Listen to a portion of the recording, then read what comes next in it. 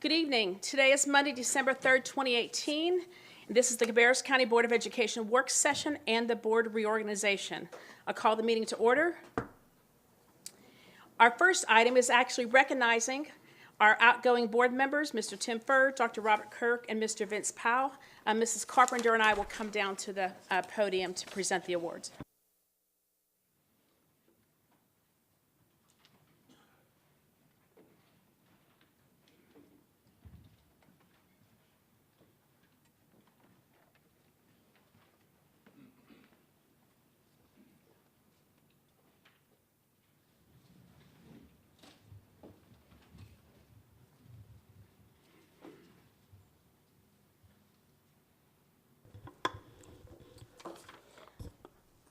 Our first colleague we'd like to recognize is Mr. Timbre. If you would come forward with your family.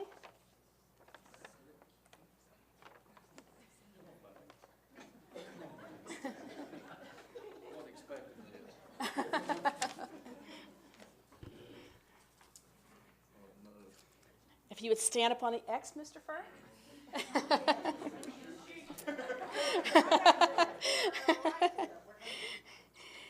Mr. Timbre was elected in 2008 for his first term on the Board of Education, then served on the Board of Education again from 2014 to 2017. Tim provided straightforward and common sense input to the topics before the board and has always been a strong supporter of Cabarrus County Schools athletic programs. He continues his support of athletics through his time and talent. We hope that you are enjoying more family time. On a personal note, I sincerely appreciate Tim's collaborative nature during his service, even if he is a huge Alabama fan. And to you, Tim, roll Tide.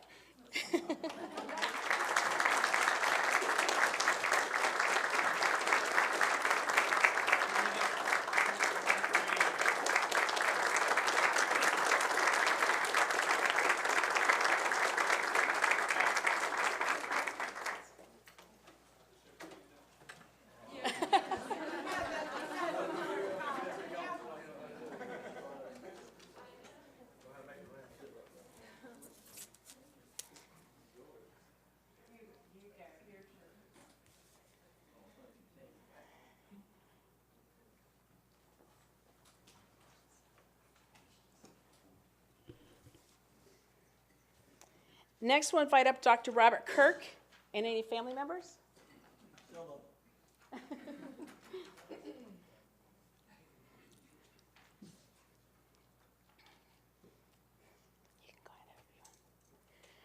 Dr. Robert Kirk served Cabarrus County Schools for over 15 years prior to his retirement from the district in 2017. When the opportunity came to fill an unexpired term in January 2018, Dr. Kirk submitted his name and was chosen to join the board. We're grateful for his presence and contributions, always thinking in a service-first view. Dr. Kirk continues in his service role as he leads the West Cabarrus YMCA. Thank you, Robert, for your assistance and guidance as a staff member and for sharing your insight and talents the past 11 months by serving on the board. And one last time, Kirk out.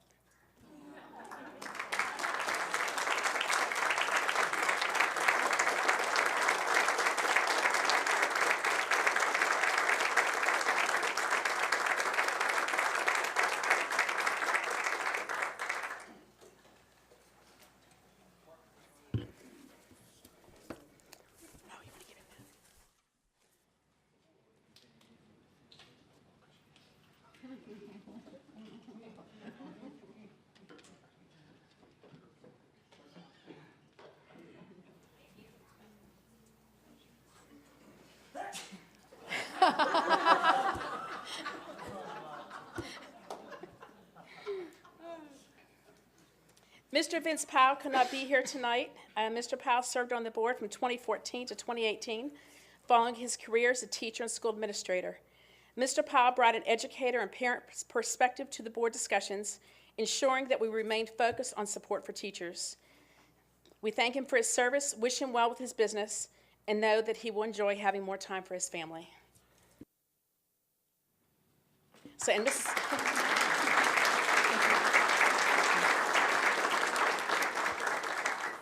Mrs. Carpenter will ensure he gets his plaque.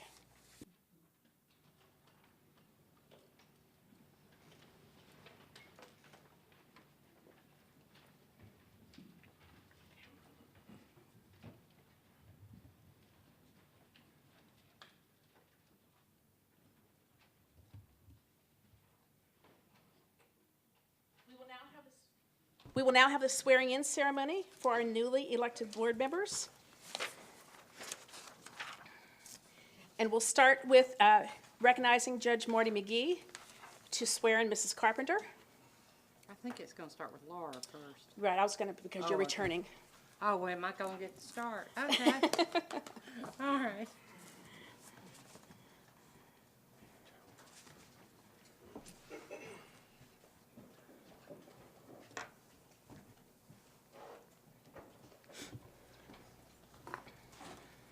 And welcome to Mrs. Carpenter's family.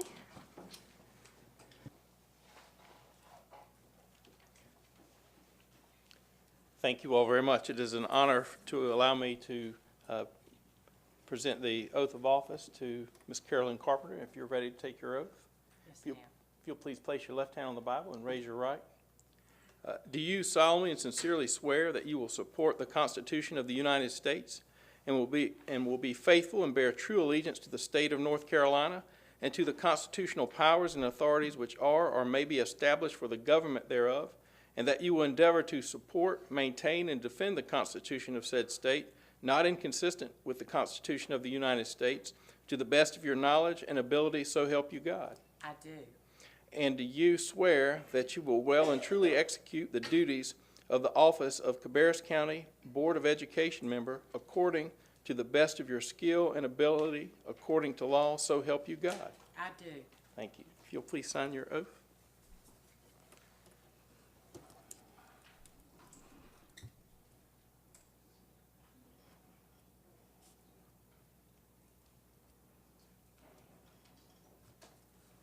There's one more you can sign.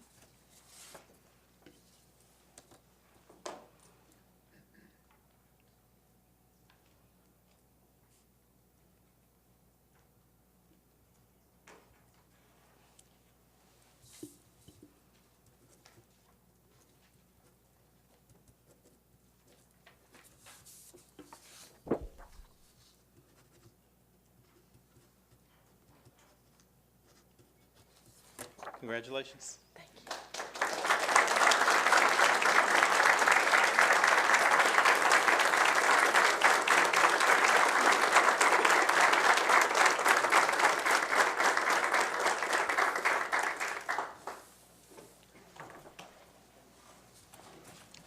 Next, if Ms. Laura Blackwell, please come forward with her family.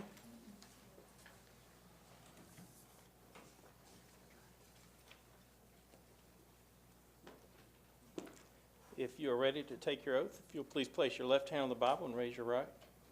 Do you solemnly and sincerely swear that you will support the Constitution of the United States and that you will be faithful and bear true allegiance to the state of North Carolina and to the constitutional powers and authorities which are or may be established for the government thereof, and that you will endeavor to support, maintain, and defend the Constitution of said state, not inconsistent with the Constitution of the United States, to the best of your knowledge and ability, so help you God?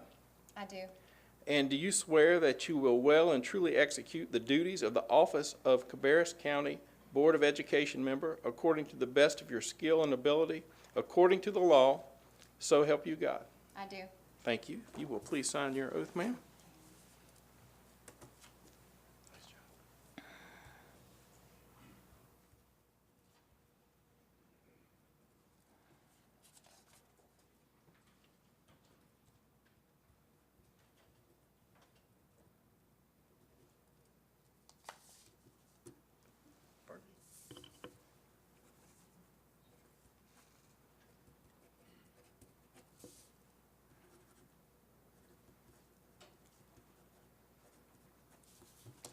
Congratulations. Thank you. Thank you.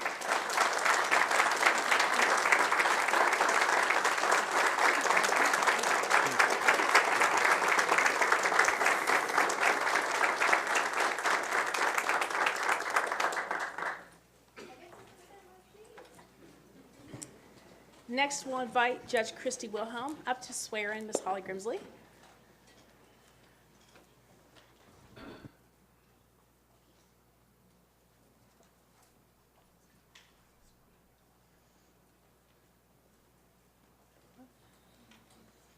Stand a little closer. Here you go. There you go. Are you ready? Place your left hand on the Bible, raise your right, please. Do you solemnly and sincerely swear that you will support the Constitution of the United States, that you will be faithful and bear true allegiance to the state of North Carolina, and to the constitutional powers and authorities which are or may be established for the government thereof, and that you will endeavor to support, maintain, and defend the Constitution of said state, not inconsistent with the Constitution of the United States, to the best of your knowledge and ability, so help you God? I do. Do you swear that you will well and truly execute the duties of the office of Cabarrus County Board of Education member according to the best of your skill and ability, according to law, so help you God? I do. Congratulations and thanks for your service. Thank you.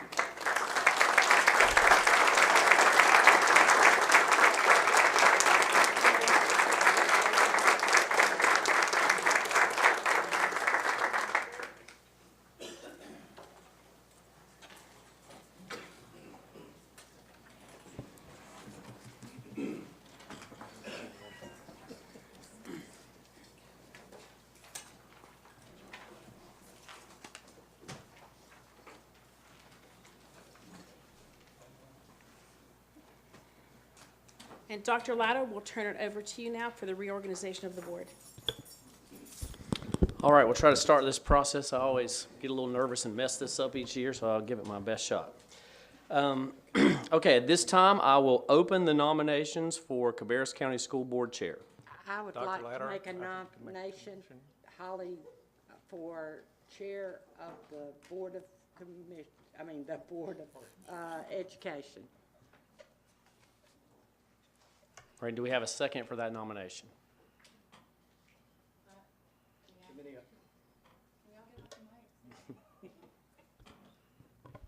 I would like to second that.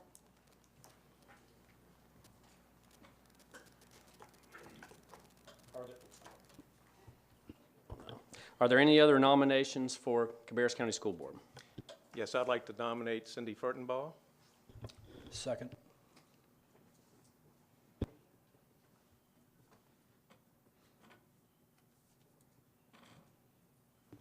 Are there any other nominations for Cabarrus County School Board? If not, I will declare the nominations for School Board Chair closed, and I will now call for votes on the nominees.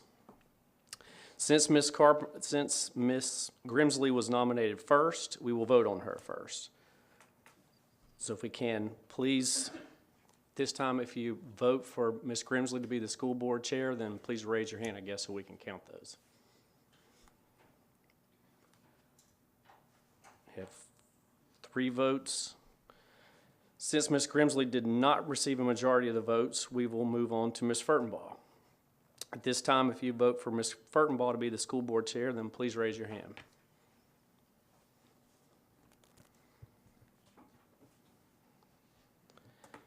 Ms. Furtenbaugh received a majority of the votes and is elected as the Cabarrus County School Board Chair. Congratulations.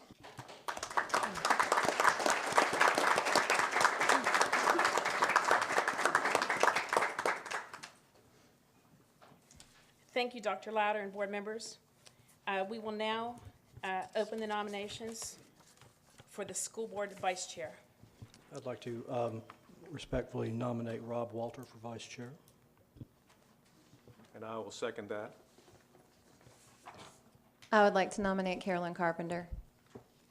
I will second that.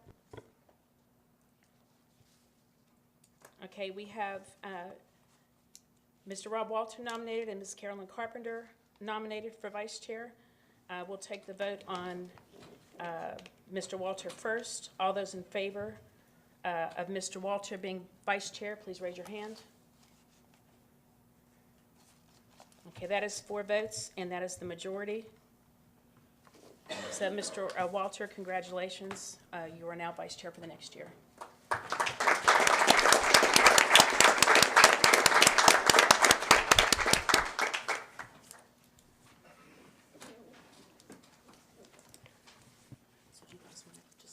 Yeah, that's fine.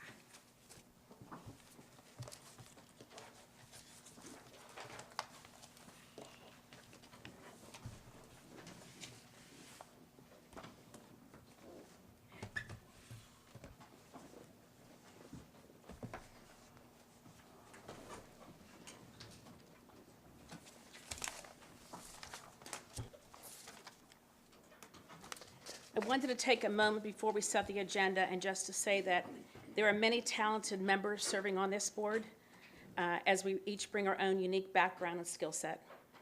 Our goal and focus must be on the education of our students, supporting the teachers and our school and district staff members. I think you all agree that this is not a position of political gain, but rather a giving of the time and talent of each of us. Thank you to all who offered their skills by filing for school board in 2018. I look forward to continuing to work with all of our board members and welcome our returning members, Mrs. Carpenter, Mrs. Grimsley, and welcome Mrs. Blackwell. Board members, I will now take a motion to set the agenda as presented. Mr. Harrison made the motion. Mr. Shoemaker made the second. All in favor of the agenda as presented, say aye. Aye. Any opposed? Okay, that motion passes 7-0. We will now have the signing of the Code of Ethics, and all 7 of us will sign it. Mr. Shaw? Thank you. I'll distribute the Code of Ethics for school board members. This is required by the statute and by Board Policy 2120. Has the statutory requirements and also requirements that have been existing in school board policy for a number of years. And the practice has been to have all board members sign it, including new board members. So if you could just sign the Code of Ethics and return it to me or Mindy. For the public, can you read that, please? Read it, absolutely.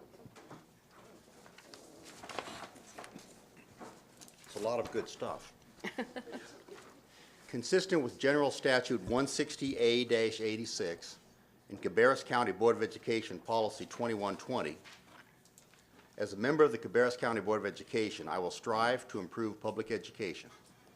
And to that end, I will 1, obey all applicable state and federal laws regarding official actions taken as a board member. 2, uphold the integrity and independence of the board member's office. 3, avoid impropriety in the exercise of the board's and board members' official duties. 4, perform faithfully the duties of the office. And 5, conduct the affairs of the board in an open and public manner, complying with all applicable laws governing open meetings and public records. In addition, I will, 1, attend all regularly scheduled board meetings insofar as possible and become informed concerning the issues to be considered at those meetings. 2, endeavor to make policy decisions while always keeping in mind the objective of providing students the objective to receive a sound basic education, and only after full discussion at publicly held board meetings. 3, render all decisions based on the available facts and independent judgment, and refuse to surrender that judgment to individuals or special interest groups. 4, recognize that authority is vested in the entire board assembled in meeting, and that an individual board member has no legal status to act for or in behalf of the board at any time. 5, model civility to students, employees, and all elements of the community by encouraging the free expression of opinion by all board members and engaging in respectful dialogue with fellow board members on matters being considered by the board.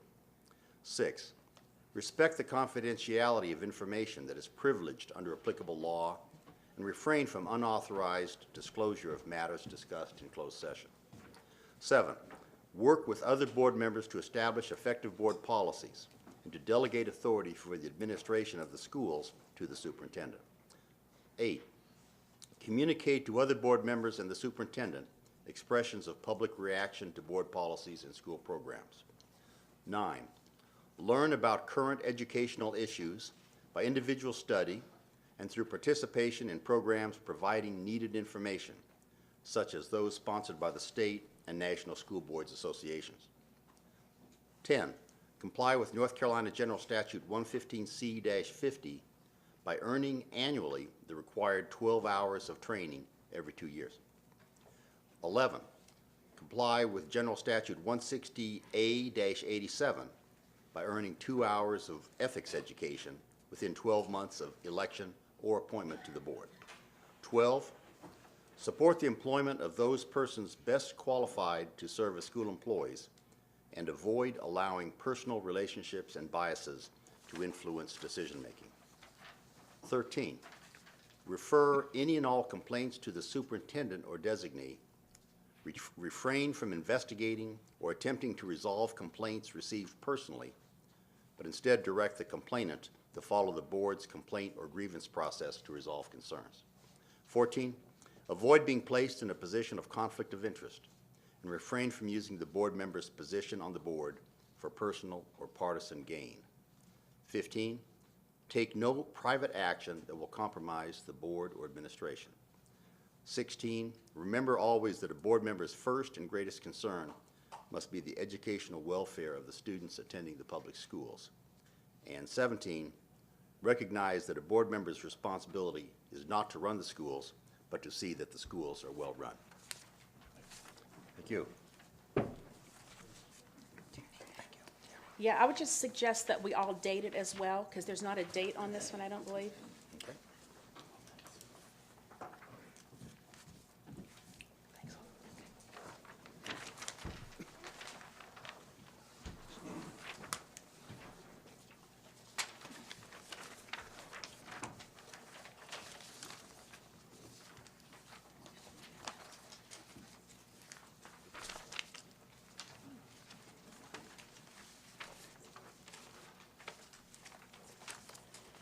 Our next agenda item is a report from Dr. Louder on his quarterly forecast of items he will be bringing before the board or reporting on. Yes, thank you, Madam Chair. We started for this past quarter, or the one that's going to end, trying to give you a forecast of what's coming up in the next 3 months. So what you have in front of you is just kind of a rough copy of what we anticipate to be on the board meetings for January, February, and March.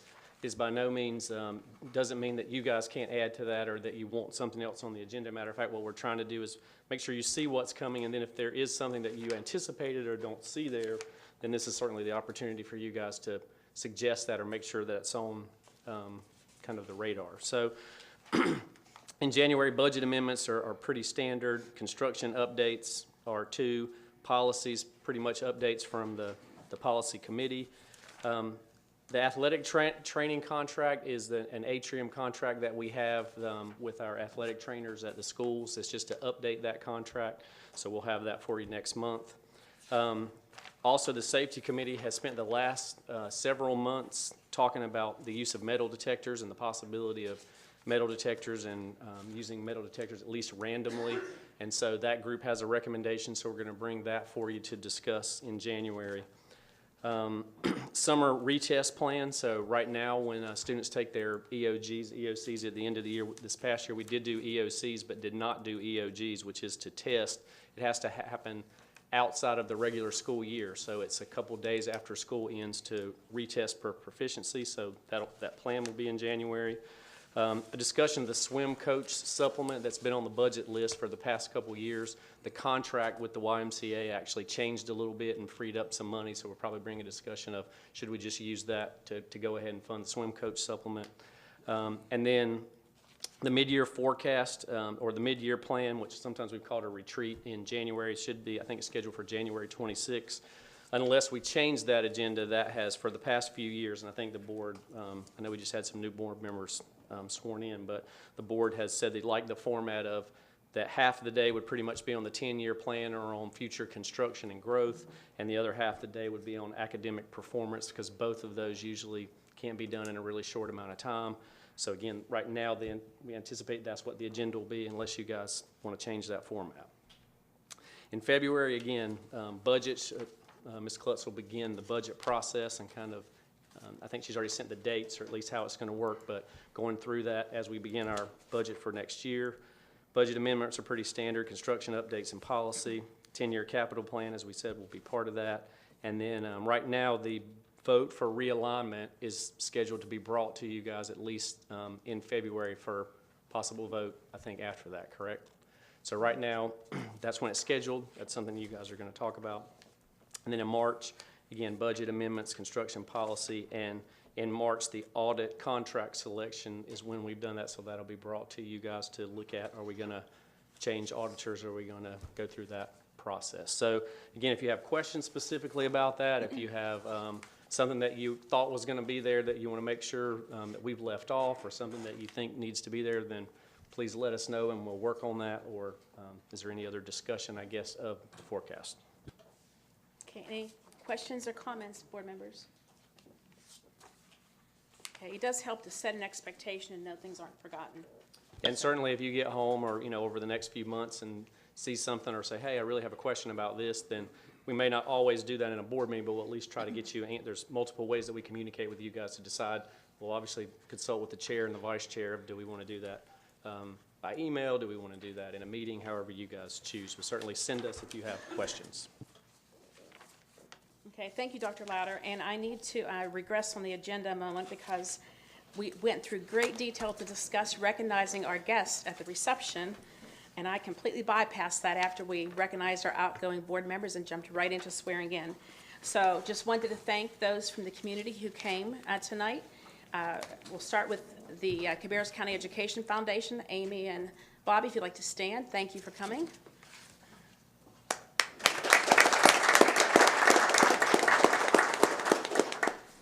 We had representation from the Concord City Council, from the town of Midland, and the town of Harrisburg. So we thank all of them for attending.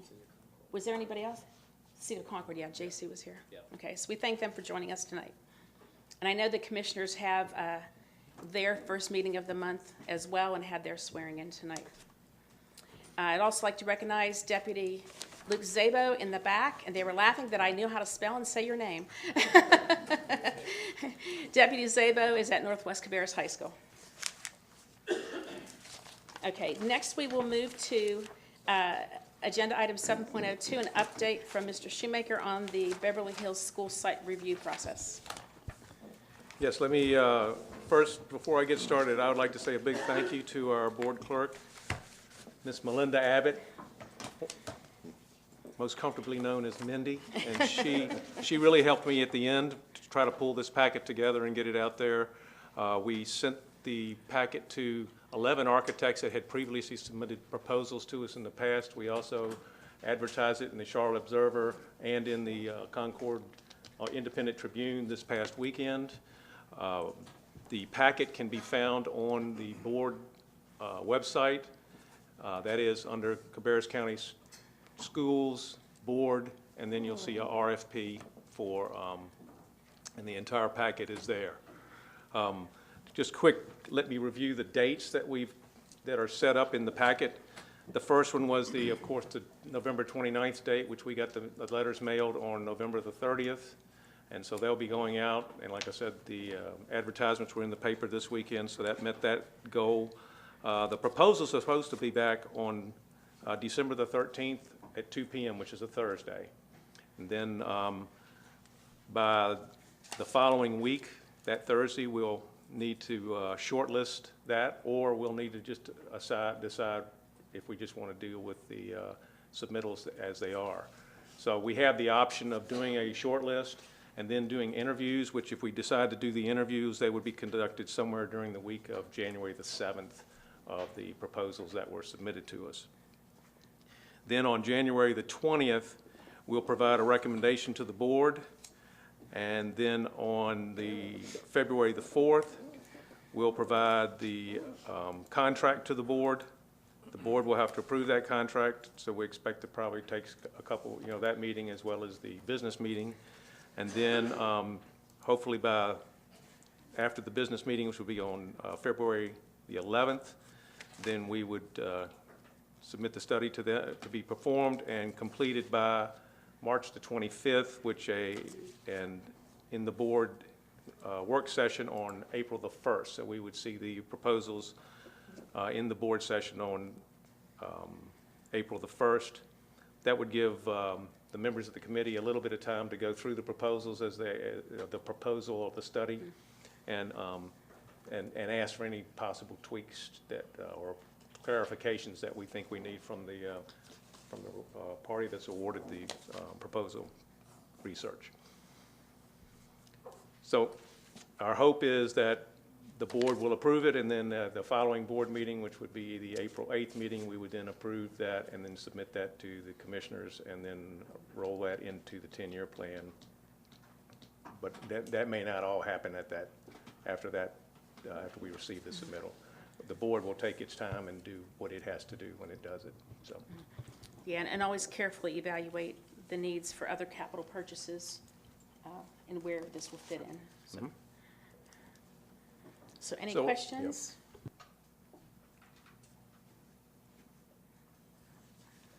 Okay, thank you, Mr. Shoemaker, for all that work, and as well, Ms. Abbott, for being the ever-present and helpful assistant that you are to all of us. Okay, we will move on to items to consider for the consent agenda. Ms. Klutz and the budget amendments?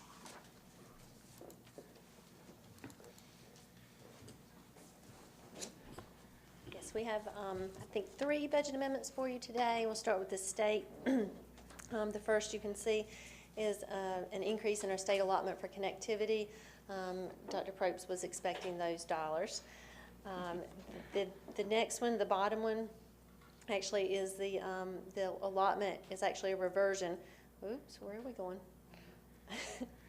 Where this state takes away dollars for our ADM adjustment for charter schools. And so that is not that our charter schools increased. What that means is that the state does not do a projection for their virtual schools. And so when they take out the money before the budget is passed, they don't take out any money for the virtual one. So the number is basically the same. It's just the timing of them taking that out. So it's just very different for the virtual schools versus the brick and mortar charter schools. Okay. You look like you might have a question. Okay. I do, but there's too many mics on. Okay. I'll ask the question loud. No, you can turn it on now. Oh, I can. Okay, thank you. I noticed that it looks like it almost was with the reversion and then with the computer equipment that we got, the increase that just came out to a $11,000 negative. How many students did the virtual charter school represent for us? Do you know? Not off the top of my head, but I have this handy dandy spreadsheet that has all that data that I can get for you. Could you just put that to us in the report? A matter of minutes. Thanks. Thank you. Yep. And my only question was, what is the timeline or the schedule of receiving the virtual charter numbers? Can you help me understand the month and the date of each of these numbers coming in? Because it's always, it's hard to follow, obviously. Sure. So the state has a projection for brick and mortar charters or virtual charters. They have the same projections. They just don't make the adjustment out of the gate at the initial for the virtual. They do for the brick and mortar, which doesn't, when we're sitting in these shoes, it really doesn't make any sense as to why. Because when I looked up my projections for virtual, they were within 2 or 3 students different. So it makes more sense in my mind for them to adjust at the beginning when they adjust for everything else, but they don't. So the numbers did not change very much at all. They were just right in line. And so there's, I think what you're referring to is when the numbers come concrete as to when the financials are affected. And that's for charter schools, it's the first month ADM. For everything else, for us, it's the better of the first or second month ADM, which again adds another level of complexity. Depends on what we're talking about. And because of the hurricanes that we had in the state, the adjustment for the better of the first or second month ADM is significantly delayed because those counties can't report ADM because some counties were out 5 and 6 weeks of school.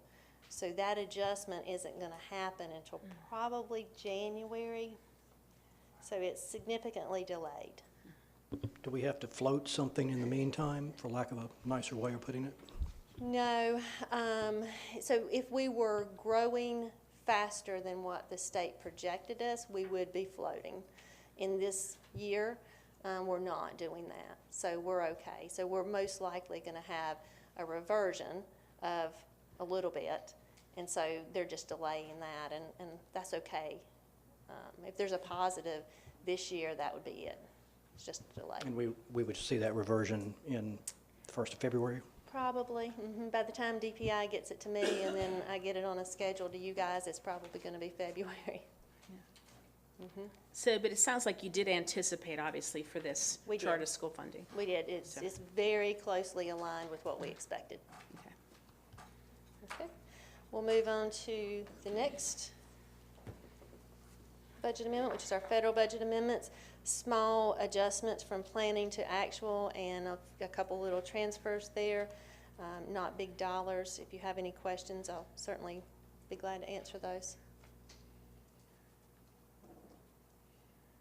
Okay. And then we'll move to the final one, our local special account, the account that we put grants and things like that in. You can see the Confucius grant. That's multiple, we get that multiple years, and coming through now for Concord High School, Cox Mill, and Cox Mill Elementary. And then the bottom is the grant, the ABC grant. Last year was the first year we've received that grant. We were surprised that we got it again this year. We didn't realize it would be multiple years. I guess it's a year-by-year basis, but we were pleasantly pleased that we received that. And that goes to what? Prevention. So it's the alcohol ABC board, and so multiple schools benefit from it? so it's governed here at the central office. John Basilis is here. I'm sure he wants to talk about it. Right, John? Well, thanks for volunteering him, Thank you. Yes. just briefly. Excuse me. The Concord ABC Board provides the district with support. Excuse me. Thank you so much. Provides us with support to run substance abuse prevention programming in high schools, middle schools, and also support for elementary schools as well. Thank you.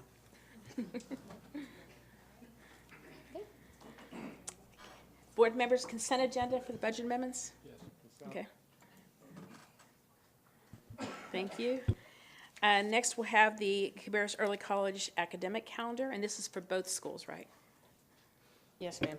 Madam Chair, board members, we have a proposed draft calendar for our early colleges. It is very similar to what our RCC college calendar is, and very similar to what we've done this year. So we'd ask that the board approve this.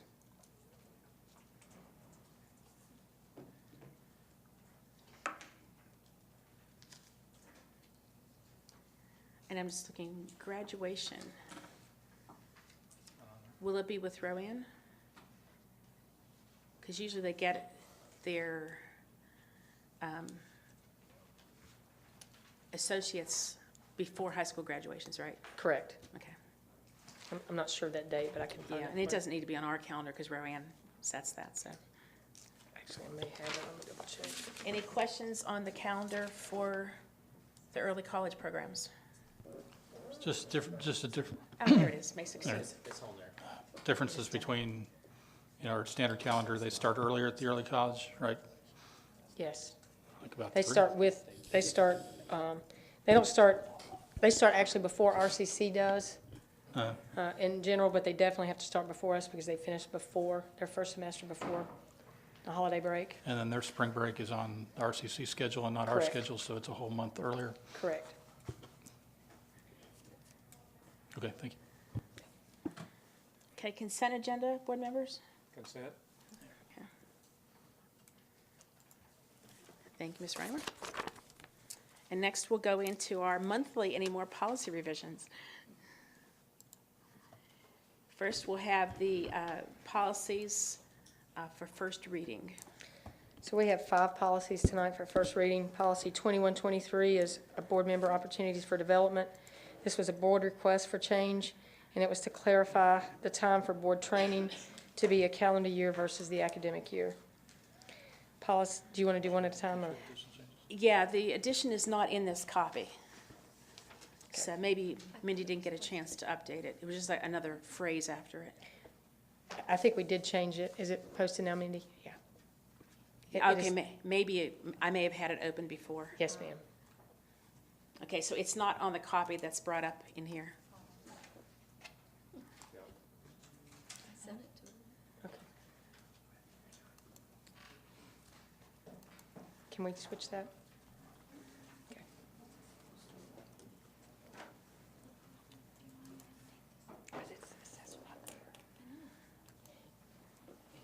So it's on this one. No, it's not on this one. There was another phrase after that, calendar year basis. That was added late this afternoon? Yeah. Okay. We'll get that one switched out. I don't know if we have a chance to do it in board docs right now. Let me see if I can find it so I can at least read it while we're waiting.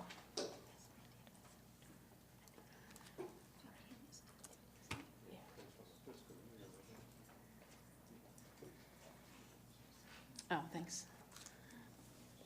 Okay, I had requested that we add a phrase. So the phrase that's in there, calculated on a calendar year basis, comma, with the intent to meet the parallel NCSBA academic year training objectives as an individual and as a board. I sent the board members an email regarding reason why that is important.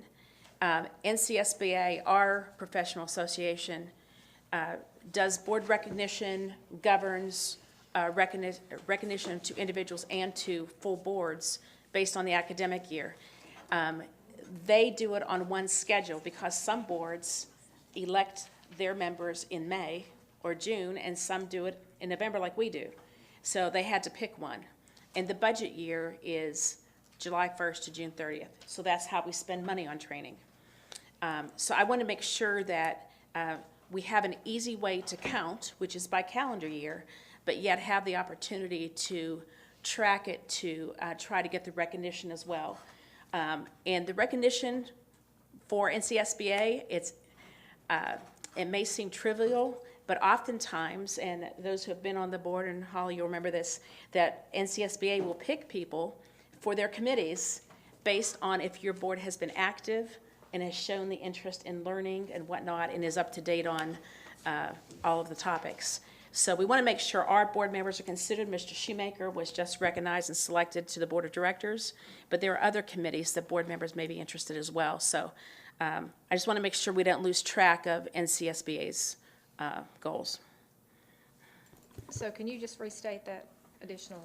Yes, so starting with the, what's in the policy, calculated on a calendar year basis with the intent to meet the parallel NCSBA academic year training objectives as an individual and as a board.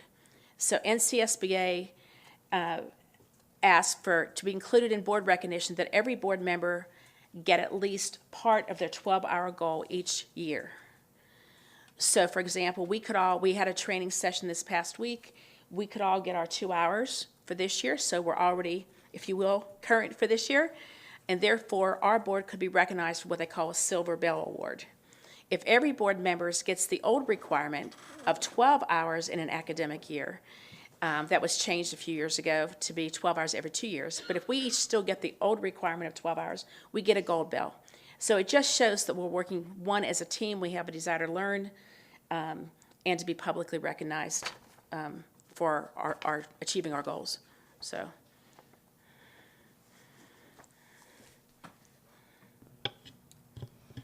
And my only addition to that would be to spell out NCSBA.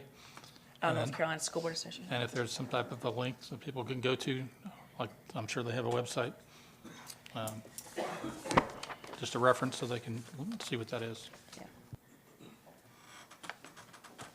Okay, and do you want us to put this on action for next week? Okay. Okay, thank you. Okay, policy 3200 is selection of instructional materials. This is a PLS update. In section A, updates the definition of textbook to reflect a recent change to the definition in State Board of Education policy. For the new members, can you explain what a PLS update is and what is meant by the phrase? Sure, I'll start, and then we'll defer to our attorney to finish that conversation. So we get updates from the state board on model policies and what they would expect school systems should be doing and looking at. So it's a model policy that we get, and they look and revise that throughout the year. And so when we get those, we take them to policy committee. We get so many a year, I would guess somewhere between 80 and 100.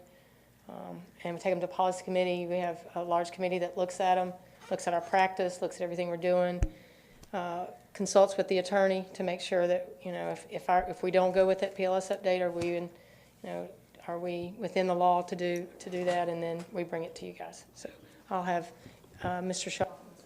I'll just add that PLS means Policies to Lead the Schools. That's what the School Board Association calls it. So we just call it PLS. But they send out a great number of policies every year. Some are just update to legal references and things like that, but others are very substantive. And we like to give a careful review of those. They're generally very good policies, but sometimes we think we can improve on them where we have a different experience in Cabarrus, or one of our other clients has revised it in a certain way. It's a very good policy committee, but it's good to have that base coming from the School Boards Association. I think it's a good system.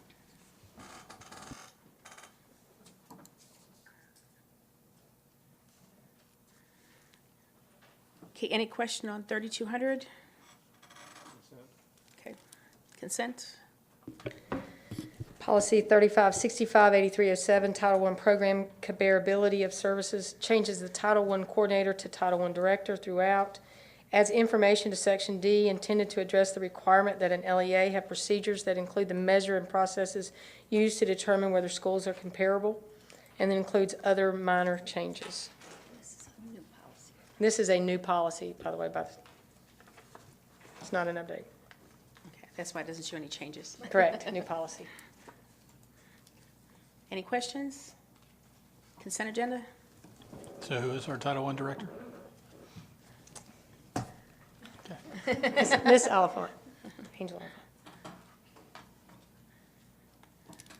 Oliphant. Okay.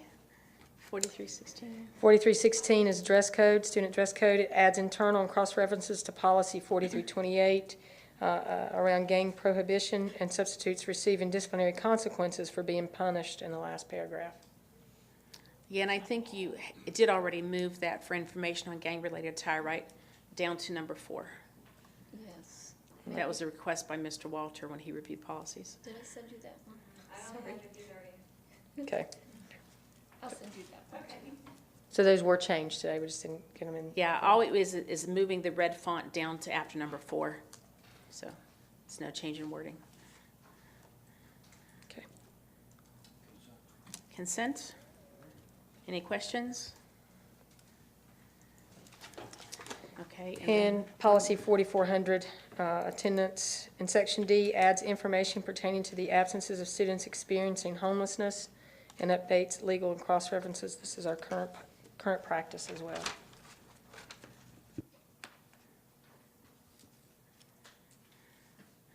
Again, for the new board members, can you explain homelessness and McKinney-Vento in Ms. this context? Basley's? It's very broad, but it's drinking from the fire hose in terms of new legal concepts to one of our board members at least.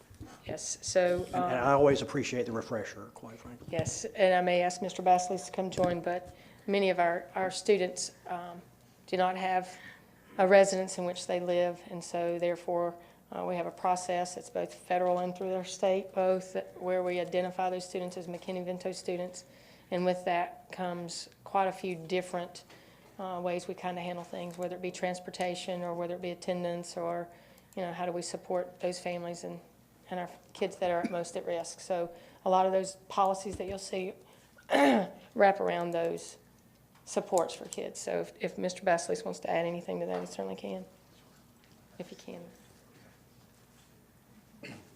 Okay, thank you. So the long story short is, since 1986, there has been federal protections for students who are homeless. The Department of Education's definition of homeless is a little bit more broad than the more common housing and urban development definition of homeless.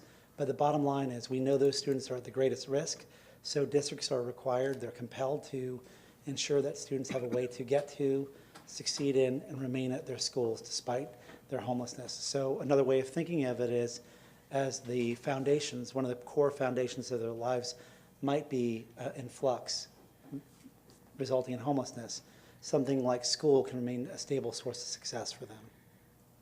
About how many do we have?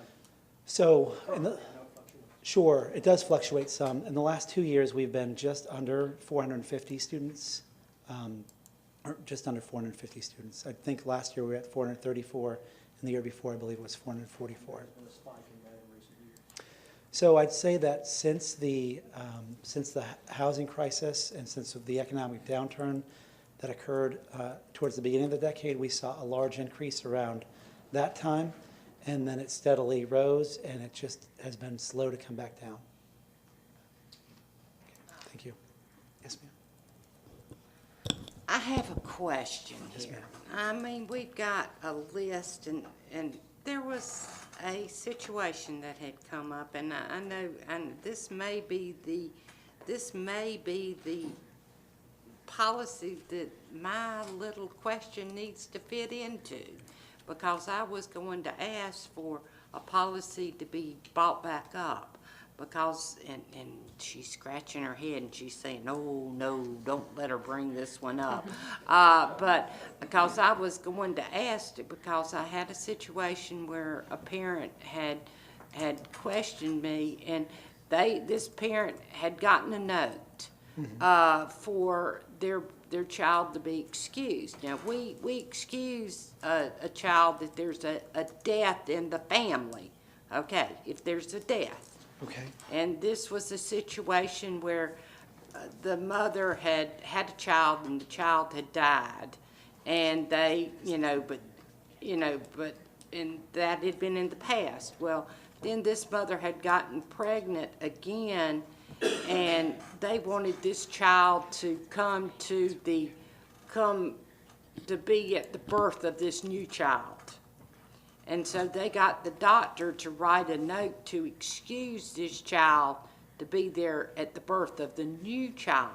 Well, our policy does not address this. And what I was wondering, if we could have a policy where a principal can look at a situation, where it gives the authority for a principal to look at a situation. If we have a note from a physician, because, I mean, this physician must have thought this was something good for the child's mental health, because they had lost that baby prior, and this was a new child. You follow where I'm coming from? Yeah, it's not McKinney-Vento though, but it certainly falls within this policy, and our principals do have the authority to excuse absences in situations just as you described, so. I mean, where does it say this in the policy, though, that the principal, I mean, it doesn't say principals have authority. Where is it in this policy that the principal has the authority? I would have to look at it a little more. Because Here it is. Written excuses submitted beyond 2 school days will be subject to the principal approval. That's the excuses that they submit. But that's 2 days. What if it's only 1 day? Because the principal could look at this and say, this is only 1 day. That does not give me authority, because it was would only within 1 day. It would within 1 day. 1 day is within 2. Huh? So it would within 1 day, because 1 day is within 2 days. So if they turn it in 1 day, yes. So the principal would have the authority to do that? Yes. Okay, so this policy would allow that principal to do that then? Yes, and even after that, they would still have the authority to excuse it. So we wouldn't have to change the policy? And if you'll let me know anytime something like that comes up, I'll be happy to investigate and make sure we're following our policies. If there's an issue, I'll. Because they were written back and said it wasn't within our policy, is what they were saying, that it wasn't within our policy to do something like that. And that's why I didn't know if we needed to change our policy.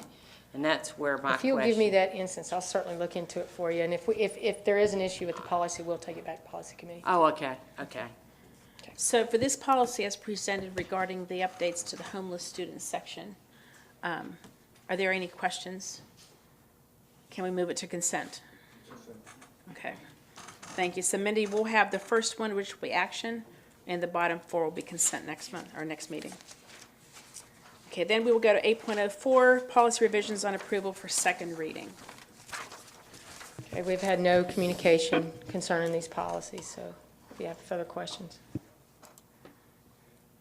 Okay, board members, any specific questions on the policies up for second reading? Can we put these all in consent? Wait, community use, I'd like to see in action. Put that on action? Yes. Okay. So the first 2 consent, and the third one on action. Okay, thank you.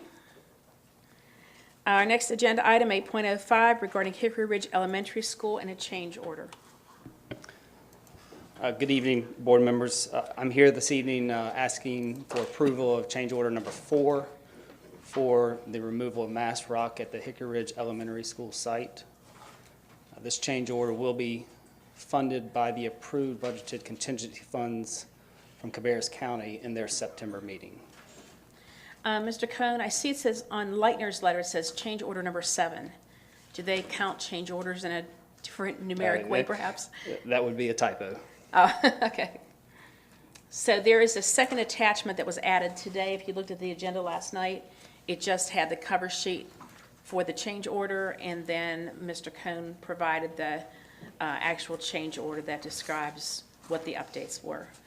I've also forwarded you, board members, just in the last 10 minutes here, the detailed spreadsheet of where we are. So we're still well under our contingency allowance. So we do not have to go to the county and ask for money to cover this. So we can approve it at the next meeting.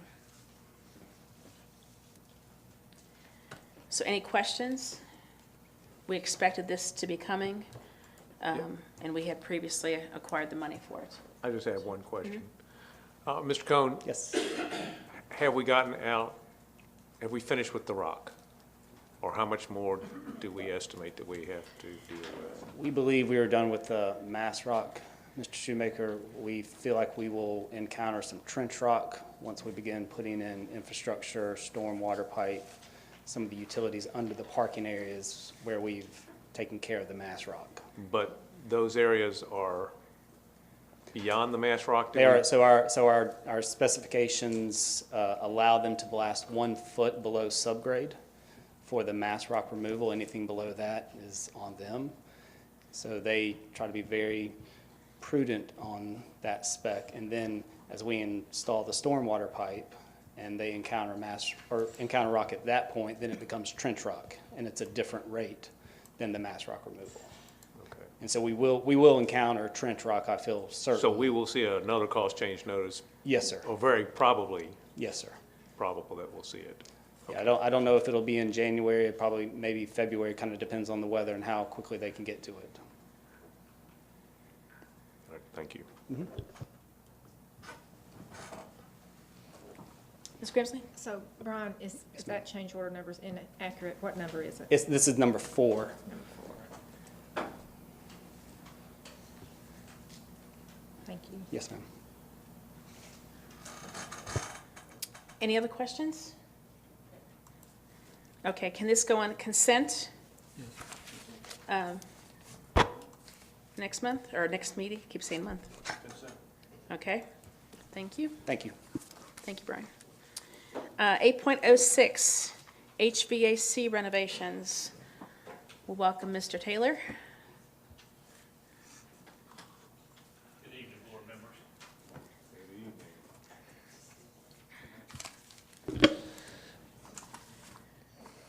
If you'll bear with me, I'd like to kind of catch you up on where we're at with these HVAC projects, kind of a refresher for current board members and for the new board members, just to get you up to speed. Last year, we were approved through the budget process and budget committee. The Board of Education approved it, sent it on to the county, and the county also approved and funded the renovation of J.M. Freeze Middle School and Mount Pleasant High School HVAC systems. I'd like to make sure that you understand that both of these systems are far beyond their life cycle. For planning purposes, normally, I always like to state, even in the budget committees, try to make everyone understand that 15 years is a good target year for any system. So these systems respectively, J.M. Freeze is 30 years, 1989, and Mount Pleasant High School is 28 years, 1991. So they have served their purpose and are due a replacement. And for once, I have the money to do it, so I'm hoping that you'll work with me on this. We had a little bit of difficulty going into the bid process. I want to talk a little bit about that, set the groundwork for the subsequent bids that we're going to be bringing to you. Right now, in the current construction climate that we're in, the issue is there's so much work out there and the market is so saturated that contractors today would prefer not to bid government contracts. That's just the way it is. They would prefer to go out to the private sector where they can just name their price. They don't want to have to come here and deal with us with our administrative issues, and they definitely don't want to deal with me and my team trying to beat them down on price, which is just a way of life for us. So I'm asking you to consider giving me the approval to move ahead with these projects. The reason that I pushed this into this agenda this time is because time is of the essence. The critical thing that I need from you is approval so I can move forward to ensure the timely manufacture, delivery, and installation of these HVAC systems. This is just crucial and key for me to get HVAC back up and running in March. I have an 11-week window there, and it could go one way or the other. Could really cause us problems once we get into the heat of the year. So we are asking you desperately, please, move forward with this, allow us to spend those funds. I'd also like to talk a little bit about the bid process as far as where we're at now. We went through 2 bid cycles. The contractors came back to us and said, we need more time, we need more time. What we found is they were really more or less stalling. And they have such a pick of jobs.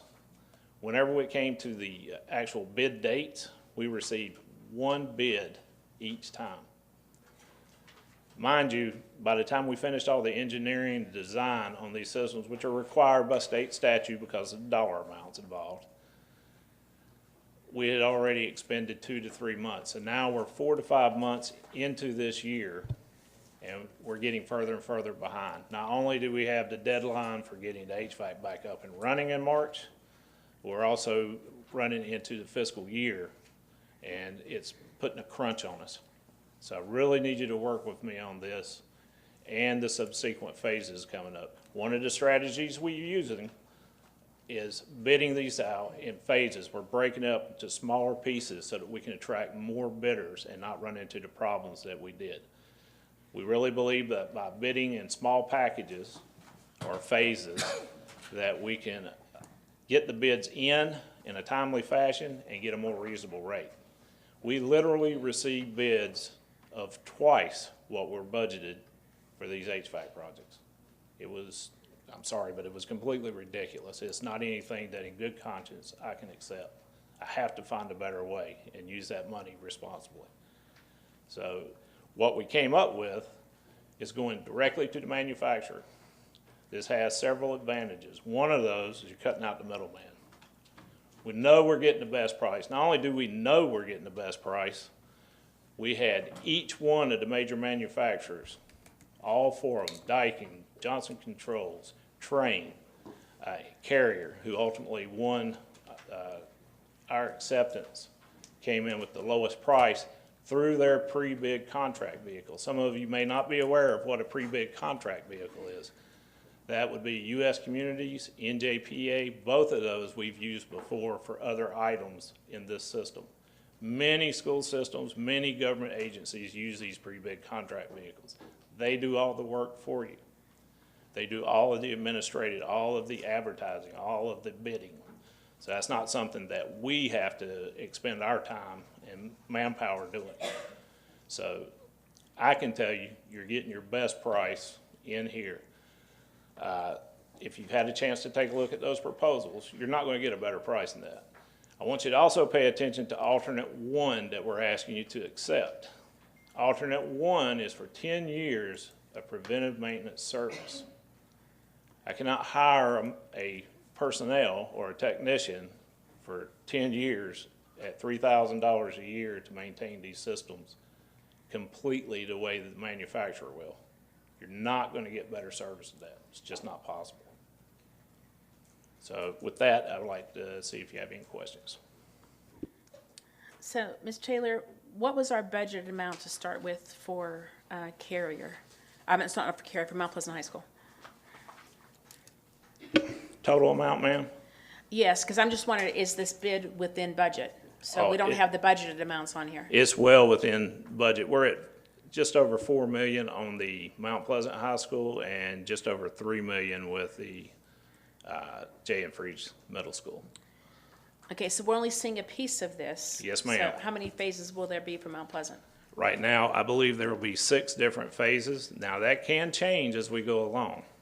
There will be other and something I want to point out is in this first phase, everyone that's been on the budget committee has seen our long list, right? Everyone knows we have $270 million somewhere around there. I'm just throwing that number out there.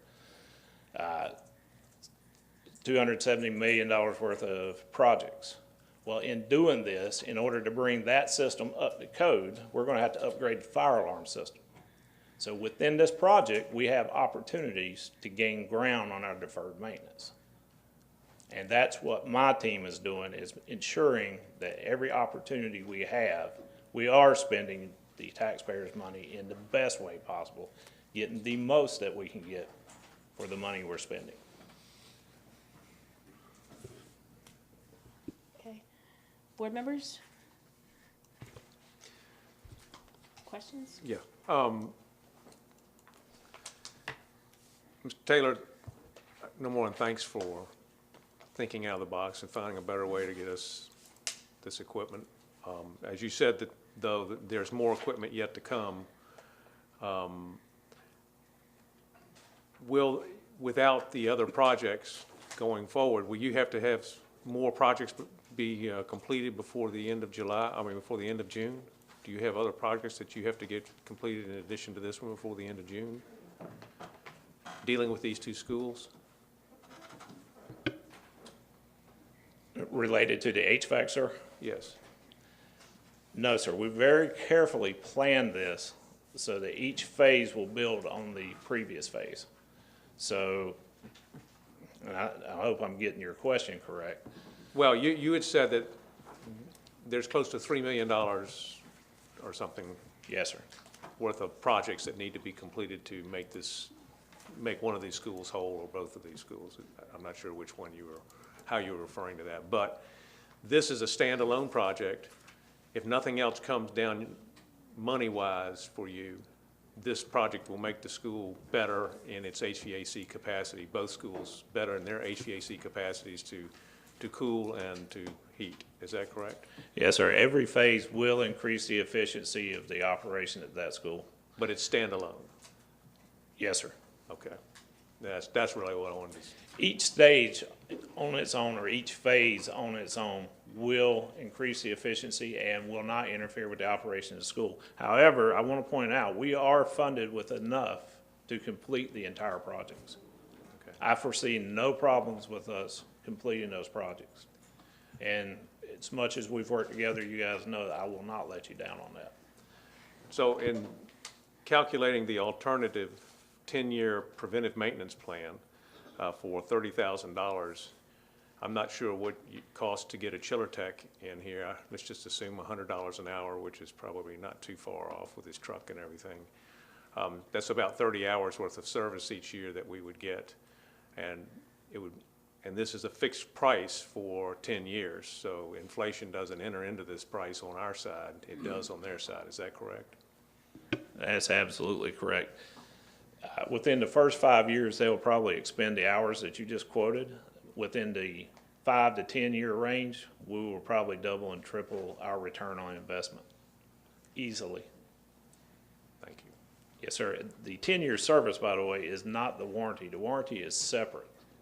So by having the manufacturer maintain the systems, doing the service, Then we get away from the issue we have with warranties and the manufacturer or the contractor normally being able to get out of the warranty by claiming that there was some other cause. Now, they are maintaining their warranty themselves. They have no one to, no recourse but to look at themselves.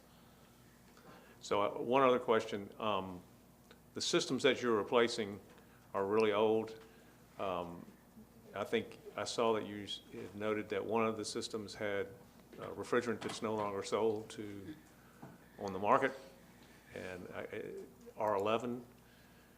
We also have a number of systems with R22 in them, so that's going off the market in 2020. So I would look forward to some future estimates as to what our exposure is for that particular refrigerant. So. Yes, sir. Be happy to give that to you. And by the way, Mr. Shoemaker is correct. R11 was manufactured up until 1995. It has not been manufactured since then. So a catastrophic failure at this point would be hugely expensive. Somewhere in the realm of $20,000 for refrigerant alone to recharge that system. And I believe you did a creative third-party purchase last year when Jan Freeze failed, right? Yes, ma'am. We were able to locate a veterans hospital actually in Virginia that had just completed a HVAC renovation, and their system previously was R11, so we were able to purchase that for a few $1,000s as opposed to $20,000. So we're very proud of that moment. So not to give you a hard time or anything, but that proposal, is that address correct for Mount Pleasant High School?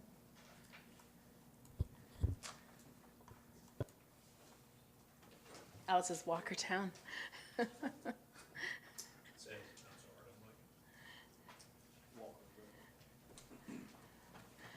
It's wrong. Yeah. Just Walker it. I'll check on that. I'd like to ask a question. Yes. Sorry, just for clarification. So you said that this is a partial, you kind of broke it up into different bid amounts for different things that have to be done. Is that right? So this is a partial one that Carrier is going to do, and then we're going to have to do more later. Will those bids go out to those four companies again for the rest of the work, just like you did with this one?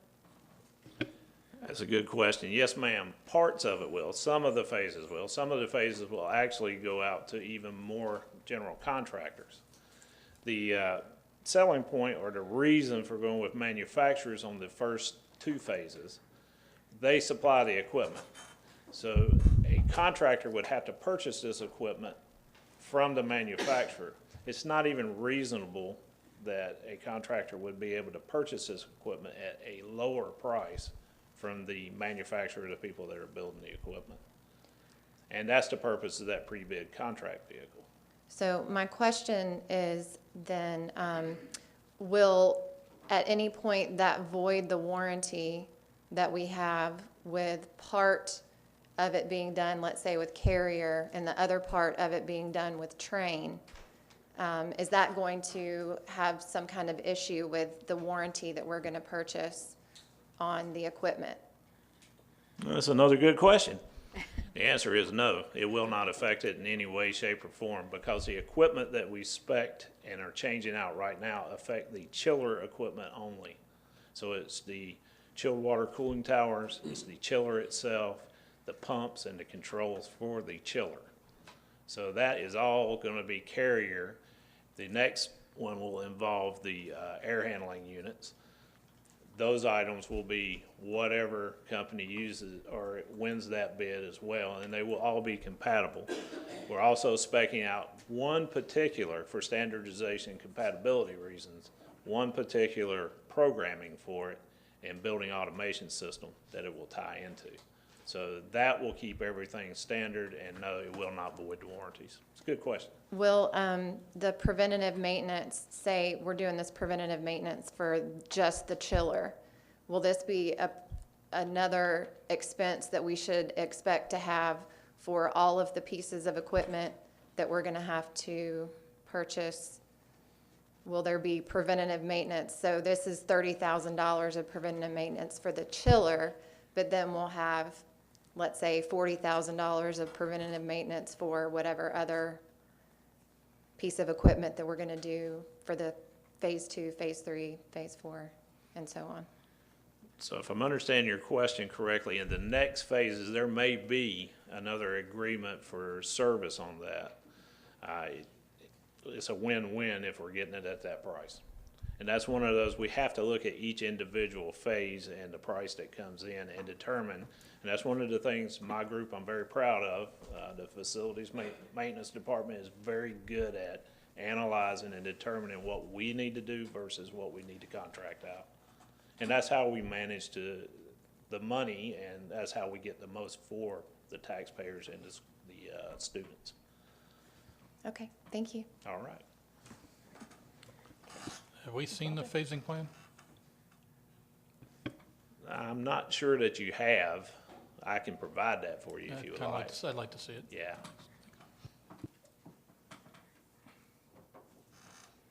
One other question. How much more money do you have available to do projects, or is this all that was approved for this year?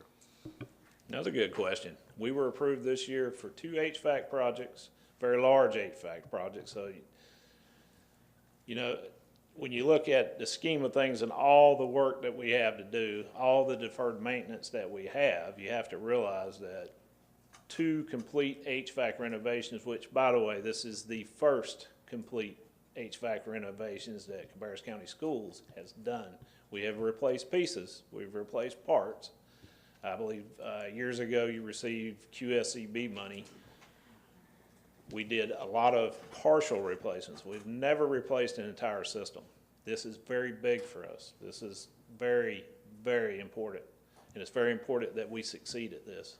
And myself and my team are very aware of that.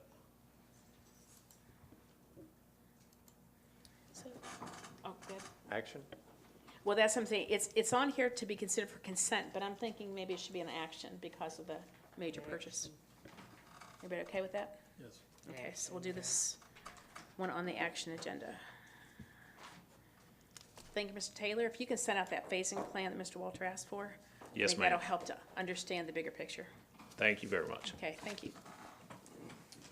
Okay, board members, now we have 9.01 regarding the Harrisburg Greenway easement, and this will be on action. We have Mr. Cohn is stepping in.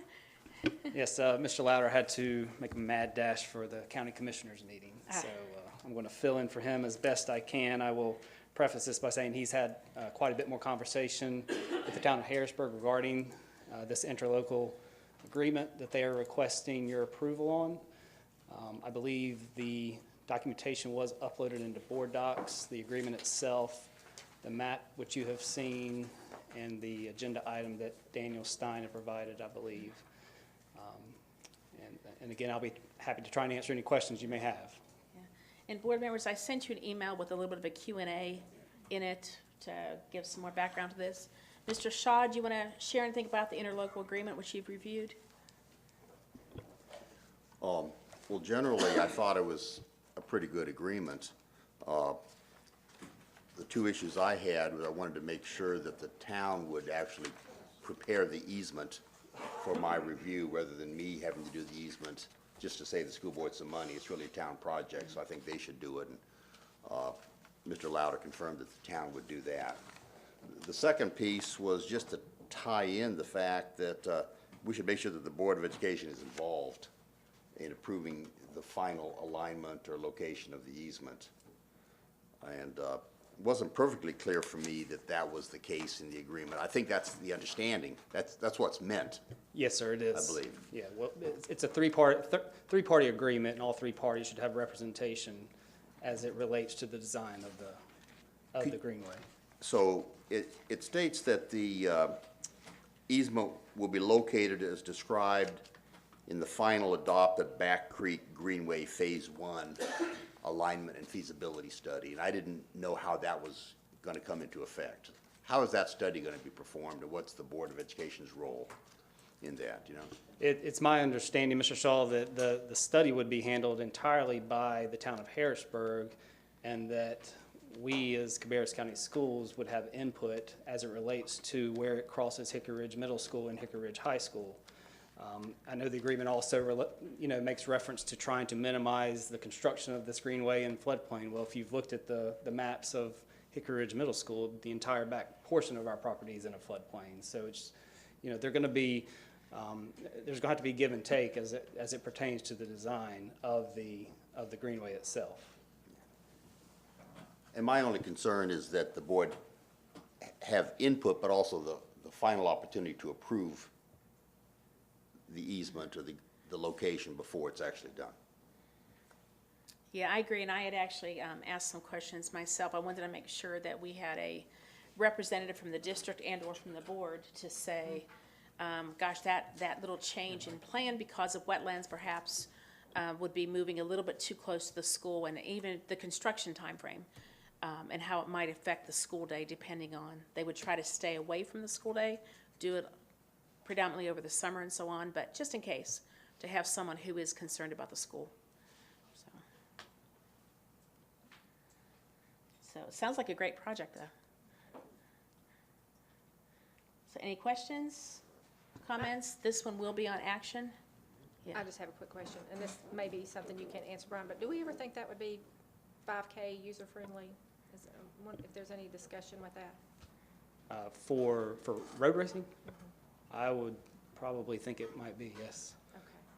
Okay. You look at the use of the greenway on 3 Mile Branch and how much City of Concord uses it. I don't see why the town of Harrisburg would not try to utilize that.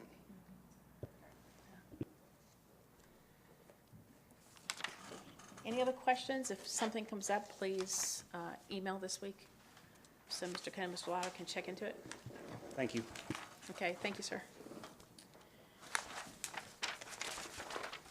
Okay, that brings us to the end of open session. I'll call for motion to convene in closed session pursuant to General Statute 143-318-11A3 to consult with an attorney employed or retained by the public body in order to preserve the attorney-client privilege between the attorney and public body, which privilege is hereby acknowledged. The rest of the statute information is in the agenda. Have a motion to go into closed session. Second. So Ms. Grimsley made the motion, Mr. Walter made the second. All in favor say aye. Aye. Any opposed? That's 7-0. We'll thank our viewing audience and thank everyone who attended tonight. We appreciate you being here. Have a good evening.